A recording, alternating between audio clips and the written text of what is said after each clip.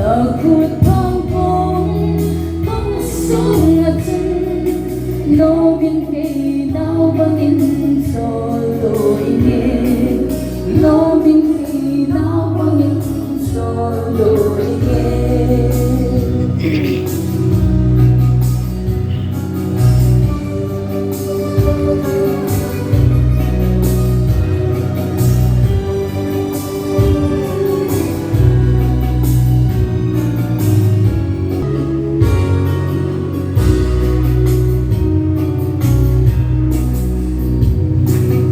Hãy subscribe cho kênh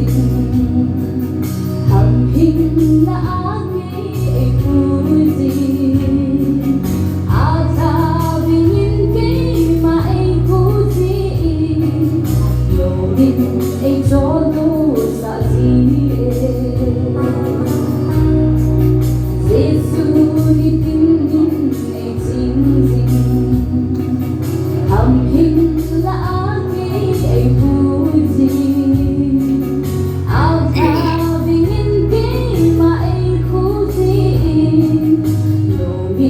để không bỏ lỡ